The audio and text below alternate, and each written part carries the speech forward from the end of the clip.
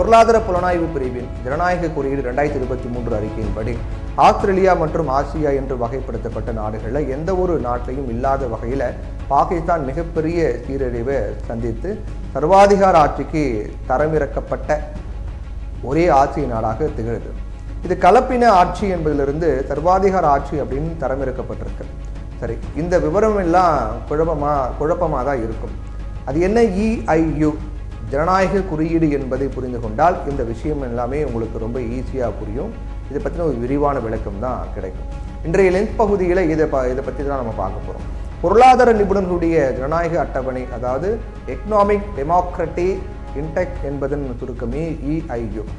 இங்கிலாந்தில் இருந்து செயல்படக்கூடிய எக்கனாமிக்ஸ் குழுவால் உலக நாடுகள் இருக்கக்கூடிய ஜனநாயக நிலைமையை பட்டியலிட்டு அதற்கு மதிப்பெண் தந்து தரவரிசையை உருவாக்குகிறாங்க இந்த குழு.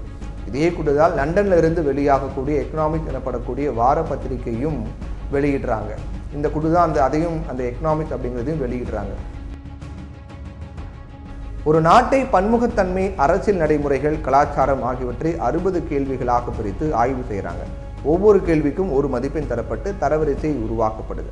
இதன் அடிப்படையில் முழுமையான ஜனநாயகம், குறைபாடான ஜனநாயகம், அதே போன்று பல கேள்விகள், முழுமையான ஜனநாயகம், குறைபாடான ஜனநாயகம், கலப்பின ஜனநாயகம், அதாவது சர்வாதிகாரமும் ஜனநாயகமும் சேர்ந்த ஒரு வித அமைப்பு முறை. சர்வாதிகாரம் என்று 4 வகையான நாடுகளை இந்த குழு பிரிக்கிறாங்க. 2010 வரை 2 ஆண்டுகளுக்கு ஒரு முறை அறிக்கையை வெளியிட்டு வந்த இந்த EIU இப்போ ஒவ்வொரு வருஷமும் ஆண்டுதோறும் இந்த அறிக்கையை வெளியிடுறாங்க. 164 ஐநா உறுப்பு நாடுகள் உள்ளிட்ட 167 நாடுகள் இதனுடைய பட்டியலில் இடம்பெறும். சரி, இந்த குழுவுக்கு ஏன் இந்த வெட்டி வேலை அப்படின்னு நீங்கள் நினைக்கலாம். இது வெட்டி வேலை கிடையாது.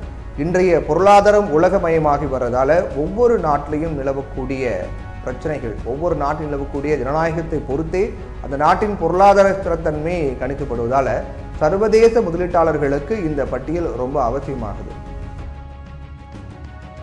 ஆனால் இந்த அறிக்கையை சர்வதேச முதலீட்டாளர்களும் நாடுகளும் முழுமையாக அப்படி ஏற்கிறது கிடையாது. தங்கள் நாட்டிற்கு தாளம் போடும் நாடுகள் சர்வாதிகார நாடுகளாக இருந்தாலும் அதற்கு முட்டுக் கொடுக்க சில நாடுகள் தயாராகவே இருக்காங்க. உதாரணத்துக்கு பாகிஸ்தானுக்கு முன்னர் முட்டுக் கொடுத்த அமெரிக்கா இப்போ முட்டுக் கொடுக்கக்கூடிய சூழல். முன்னாடி முட்டுக் கொடுத்த அமெரிக்கா இப்போ முட்டுக் கொடுக்கும் சீனா, அதெல்லாம் சொல்லலாம். இப்போ 2023 ஆண்டின் அறிக்கையை UIA வெளியிட்டிருக்காங்க. இந்த EIU ஜனநாயக குறியீட்டில் பாகிஸ்தானுடைய மதிப்பெண்ணானது 3.25 0.88 குறைந்து உலகளாவிய தரவரிசை அட்டவணையில் 11 இடங்கள் சரிந்து 118வது இடத்திற்கு சரிந்திருக்கு. அது மட்டும் இல்லாமல் தேர்தல் செயல்பாட்டில் தலையீடு மற்றும் அரசாங்க செயலிழப்பு ஆகியவை காரணமாகவும் கடுமையான மதிப்பெண் குறைக்கப்பட்டிருக்கு. கடந்த 2008 ஆண்டு முதல் குறியீட்டில் பாகிஸ்தான் மதிப்பெண் 4க்கும் அதிகமாகவும் இருந்திருக்கு. இருந்தாலும் கடந்த 2023 ஆண்டு பாகிஸ்தான் முஸ்லீம் லீக் நவாஸ் PMLN, பாகிஸ்தான் மக்கள் அடங்கிய கூட்டணி கட்சிகள் மற்றும் ஜமாயத் உலமா-இ இஸ்லாம் ஃபாசல் இதோட மதிப்பெண்லாம் பார்த்தீங்கன்னா 3.25 குறைஞ்சது.